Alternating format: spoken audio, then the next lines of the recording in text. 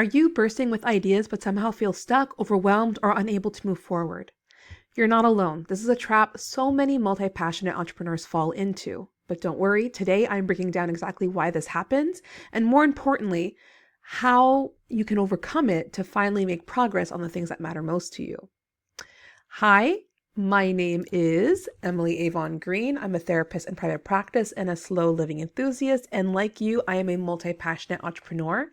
And I regularly do check-ins with myself to see how I'm doing. And I noticed that I had a lot of things on my to-do list and a lot of things that I had identified as priorities, which really I can't have that many priorities. And I noticed that although I had many priorities and things I wanted to work on, I wasn't making meaningful progress on anything. And I was planning on taking today to really reset, declutter my to-do list, my business plans, and decided to, you know what, throw together a Canva presentation and jump on a screen recording so that we can do this together. And hopefully this will help you if you're also having a hard time really identifying the one thing you want to move forward on in your business because you've got so many other things that are also really appealing. So let's jump in. So let's talk about the problem. So as a multi-passionate person, you have so many things that you want to do and can do. We often, as multi-passionate entrepreneurs, we just get so, happy and giddy when we learn about all these new things that we can learn and do. It's like, oh, another hobby to add to the list, count me in, or another strategy to try, let's go. And the other thing is, not only are we interested in these things and we want to do them, but we can do them. Oftentimes, I find that multi-passionate people are often very effective at the different things. And so it can be even more appealing to take on more than one thing because you're actually good at them. So you're good at more than one thing. But the issue becomes when you have a lot of things that you want to do, especially in your business, you don't know where to start. You don't know where to throw yourself, what thing to really prioritize, what thing you should push the needle on. And because you can't and you really shouldn't do it all at once. I often say that you can do anything, but you can't do everything. Okay? We can do anything, we can't do everything. And the big reason that this is very important to really focus on a few things is that what you focus on grows. And when you focus on too many things, you don't get the business growth that you want because your efforts are scattered. So let's say you are on the first side, which has many arrows, and that's you. And you're like, okay, well, I'm going to focus on YouTube, but also Instagram, but also ManyChat, but also group mentorship, and this, that, and the other. You have so many things that you want to do. Maybe you write a book, maybe, you have a lot of things. But what happens is, as you can see, these arrows don't go very far. You're not making any meaningful movement on any one thing. Your efforts are scattered, and so your results are scattered. However, if you look at the other image, if you focus on one thing, let's say the one thing you decide to focus on is YouTube, and you put all your efforts into learning YouTube and posting videos and this, that, and the other, you can make a lot more meaningful movement in one direction. So your efforts really do align with the results. So if you put more effort in one thing, you have more results in that one thing. So that is why it's important to be careful in what you're prioritizing and to prioritize very few things, because again, what you focus on grows.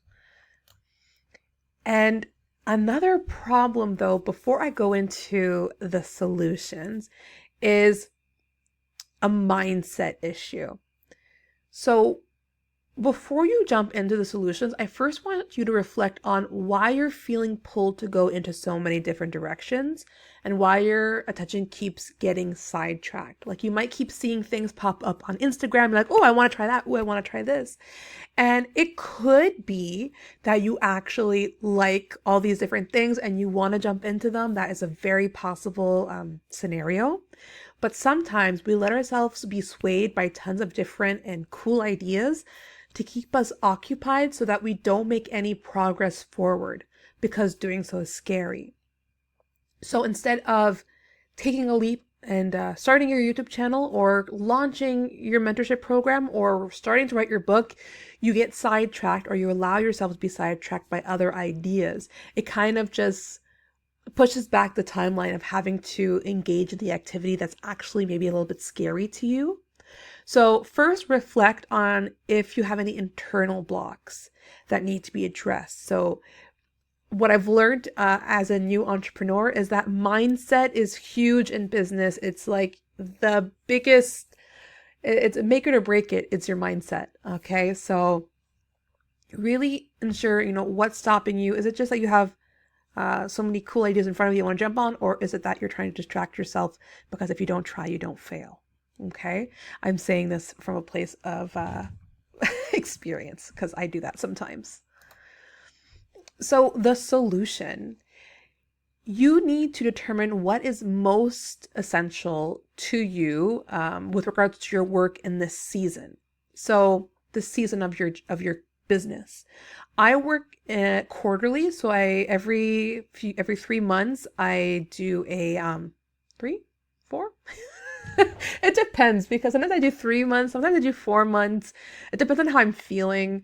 Maybe it's more seasonally. Anyway, I'm still learning what's the best fit for me. But all that to say is that your business is going to change and adapt. Some people, like really big businesses, their season of their business could last a couple years. When you're new to business like I am, I feel like the seasons change very quickly because you learn new things, you see what you like, what you don't like. So I say that I work quarterly for my business, but honestly, I'm more of a go with the flow. And when I notice there's an issue, I address it as it is, and I adapt as I move forward. But anyway, all that to say that you have to base your priorities on where you currently are, where you're at currently within your business. So it's really, you have to be really attuned with yourself and attuned with your business. So we're going to go through 4 steps to help you simplify your to-do list for your business. But having an example is much better. So let's look at what I'm currently facing as a challenge. Okay. So I have quite a few different things that I want to do. And I'm feeling pulled to do all of them, and I literally can't. So here's my stuff. So the first one that I have is one-on-one mentorship. I already have that as an offering and I'm already seeing clients. So that one is technically already there. There's nothing that I have to do except for maybe try and get more clients. Maybe do more warm outreach, probably do more sales messaging, that kind of stuff. So that's my one-on-one mentorship. The other one is group mentorship. I was thinking of taking the one-on-one mentorship and turning it into a group format where people can do it together. Because I think that the collaboration and the community aspect will be really helpful. The other one is a 3-day challenge. It's called the Time Liberation Challenge, where over 3 days you're going to have lessons with me on how to liberate your time and really prioritize your time with regards to your values and all that. There's a masterclass, a 1-hour masterclass that's free to create. That's going to be a bit about time liberation, but just a shorter version of it. I kind of want to create a digital product to sell and then also write a book. Okay, so these are the things that have been my ideas for Authentic Living Guidance, which is my company. So step 1, which of these things do you actually want to do? And which were you influenced into wanting to do? Or influenced into thinking that you must do? So what things do I actually want to do? And which ones were like I was influenced into thinking I want to do? So we're going to take it like really easy pickings first. So digital product, when I reflect on like, do I want to do a digital product? Like not right now. The only reason why I thought I wanted to do a digital product was because there was a lot of content about, oh, if you're in business and you don't have a digital product, that's like a low ticket offer, like your business is going to fail or something like that. Right. And I'm like, oh shit, so I got to create one, but I don't even know what I'd create. So I was looking at things to create and I wasn't feeling really motivated to do anything. So that is for sure like not a priority. A digital product, that's not a priority. Maybe I'll figure it out later on, but that one's just like I was influenced into thinking I wanted to do it. Write a book. I've always wanted to write a book, either within my therapy practice or with authentic living guidance. And I always figured I'd be doing it like a couple of years down the road. But recently on Instagram, I've been getting like targeted ads from people being like, you can write a book in no time, 90 days, you got it, woo. And they're like, oh, it'll make your authority like as a business owner better. And I was like, oh, I guess I should. I guess I should. You know, when you say things like, I guess I should is like, no. When we say should, it's not coming from internal, it's coming from external. So writing a book, do I want to write a book one day? Is it important right now? Heck to the no. And hopefully those targeted ads, I just gotta stop clicking and viewing those targeted ads and they'll just go away. You look at one and then they just flood you. And what happens is that with content also, and like in terms of like what we feel compelled to do, the more things that grab our focus, if something grabs our focus, we tend to think that this thing is valid. So if you're seeing a lot of things about being a coach or writing a book and you're seeing it consistently and it's grabbing your focus, maybe because it's really good sales messaging, maybe it's because it's like the visuals, when it grabs your focus, you think that it's valid and that's something that you should do. That's psychologically speaking, behavioral analysis stuff. They've kind of identified that if your focus is really drawn to it, you think it's something that's valid that you should do. But just know that just because your focus is drawn to it doesn't mean that it's something that's actually important to you or important to your business. So in this case, writing a book is not for this season of my business.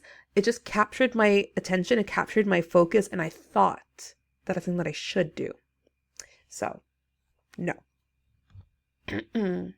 Masterclass.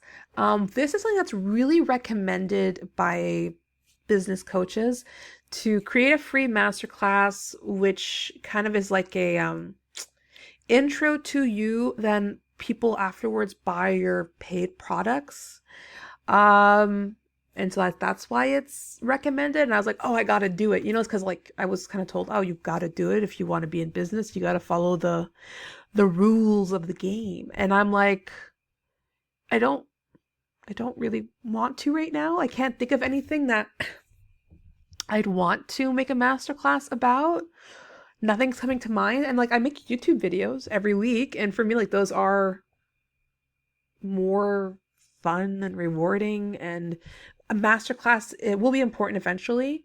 But it's a whole new, because masterclass isn't just a masterclass. Like it's almost like a sales letter, let's be real. And that's a whole different learning that I'm just not, it's taking people over belief bridges. And I am still working on communicating the value of my, sorry, my phone. I'm communicating the value of my offerings. So I'm not ready to learn how to do a masterclass just yet. Okay. So the last three ones are one-on-one mentorship, group mentorship, and 3-day challenge, which are all things that I feel compelled to do and that I want to do. So let's go to step 2. Of the things that are left, which are you more drawn to for logical reasons, and which are you more drawn to for passionate reasons? So, and which is stronger, follow your gut.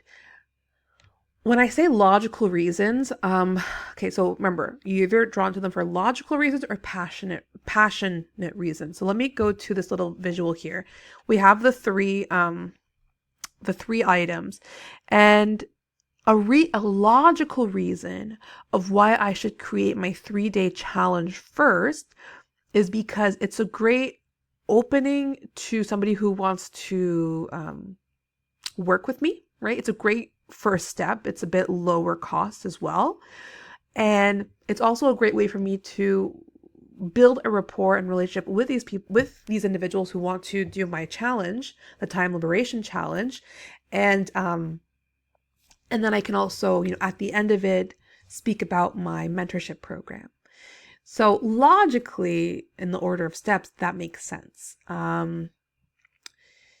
Another logical reason of why I maybe want to do the group mentorship program first is because I've already made the one-on-one mentorship, and the group mentorship is Sorry for the little cut. I'm using the free version of ScreenPal, so it capped me at 15 minutes, but we'll keep going. So another logical reason of why I may want to do my group mentorship program first is because I've already created the one-on-one mentorship program, like all the paperwork and stuff. I've already gone through it. And so it would just be taking that already created material and bringing it into the group mentorship program and just adding a couple of different factors like places for people to congregate and talk, and just building in how I would give my like group talks, basically. So those are logical reasons for why I would want to maybe do one of these first. A passion reason might be because, well, for the 3-day challenge, I feel passionate about giving it because I think like it would be of high value to people. I've done a 5-day challenge before where I was participant for about sales, and I really enjoyed it. It was really nice to be um, it was really in depth. There was like a lot of communication. It was just great, and I really enjoyed it. And I think having people learn how to liberate their time would be a great first step in their work with me. And then the other reason that's a passion reason why I would maybe want to do the group mentorship program is that I recognize that slow living can be very isolating because it's not the norm. And so to be surrounded by a community of like-minded individuals would be really awesome. And one of my mentorship clients, I had spoken to her about the idea of starting a group program, and she had mentioned to me that it would be really meaningful to her as well if that was an offer, because she loves the idea of like really connecting with people. And although she can turn to me, turning to other people who are going through the same exact thing would be really special to her. So those are like passion reasons of why why I would choose one of those. Now, what's strongest? What's pulling me? Logically, I think logically and passionately, I think maybe the 3-day challenge. Um, it will take a bit more effort because I'm going to have to build it out, but I think it's a great introduction um, to me, to my program, to my framework, and I think it would be really, really helpful for people. And then that can lead into the group mentorship. But if I just focus on the 3-day challenge, I think that would be really, really helpful. And I think it's something that a lot of people need, especially in this time, is like being able to liberate their time. So right now I'm being pulled more to the 3-day challenge, and one-on-one mentorship is always kind of just on the back burner, kind of going and accepting clients, but it's not something that I'm like pushing super heavily right now, which is, yeah, yeah. Um, Step 3. Um, when in doubt, just pick something. Take action, choose the MVP. So that means minimal viable product. So if you're really like, I don't know what to do, just choose what's going to be the easiest for you to just get done and get going. And if you're afraid to fail, you need to recognize that it's important to fail. And if you're going to fail, fail fast, right? Fail fast so that way you can move on to the next thing.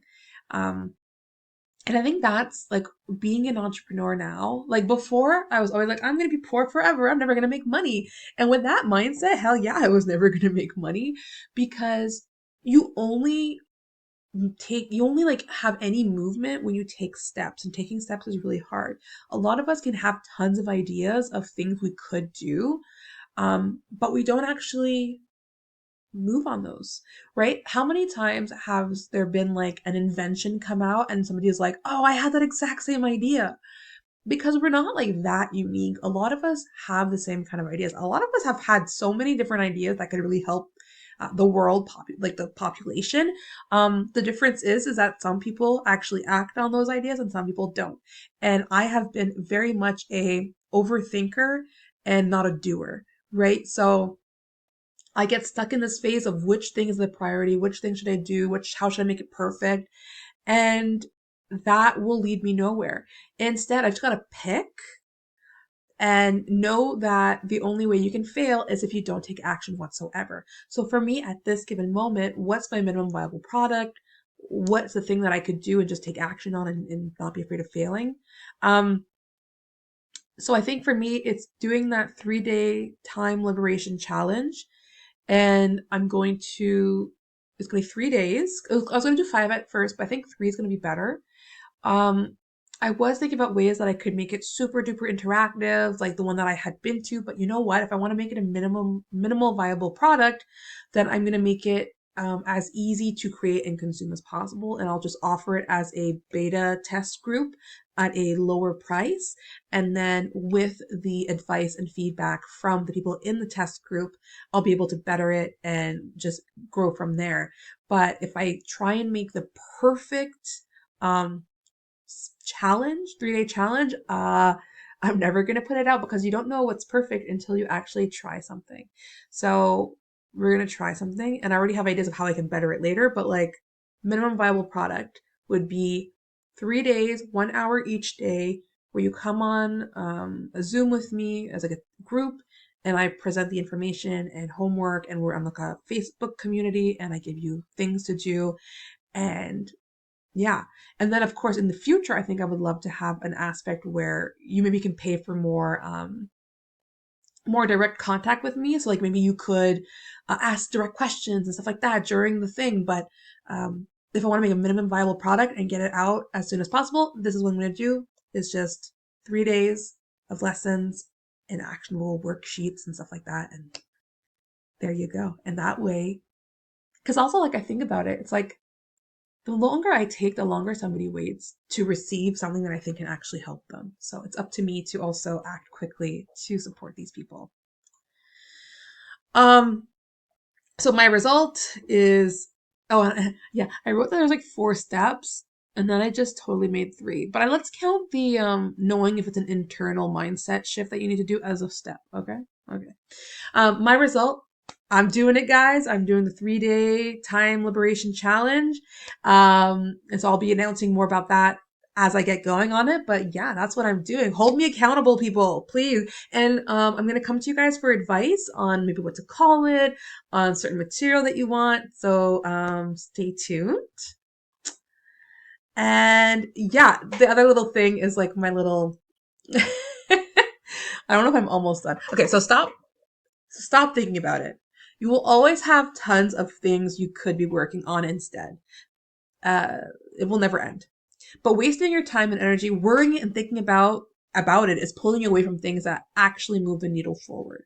So just by worrying about, should I do the mentorship program? Should I do the day challenge? Should I do this, that, the other? You're not doing anything. So you're not actually making meaningful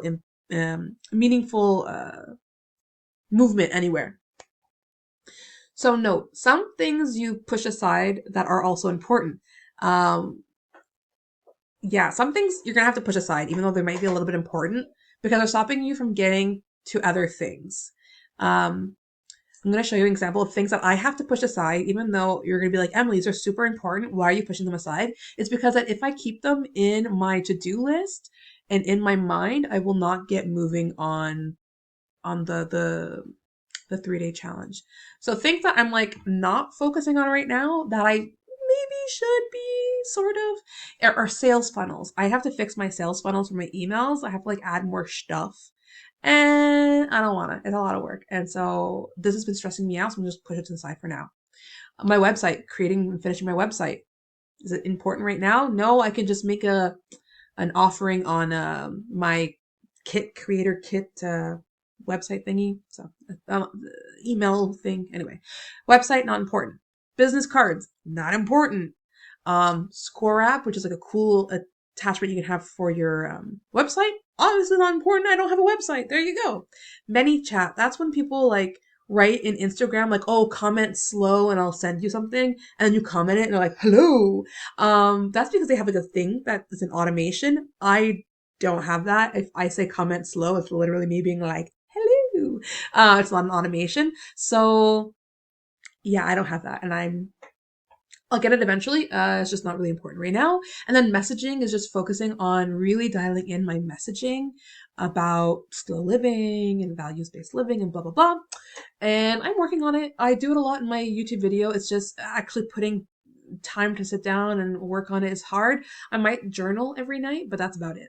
Um, is this done? Yeah, I think it's done. So, okay, let me go big. This is a long video because I'm just really filming it on the fly, but I do hope that you found it helpful. Watch and yeah, if you did and you want to watch other videos about me, slow living life, I'm not very good at outros. If you want to watch any other videos, please subscribe. Watch this video right here. I don't know what I'm going to put, but I'm going to put something here. And I will see you next time. Keep living your authentic life.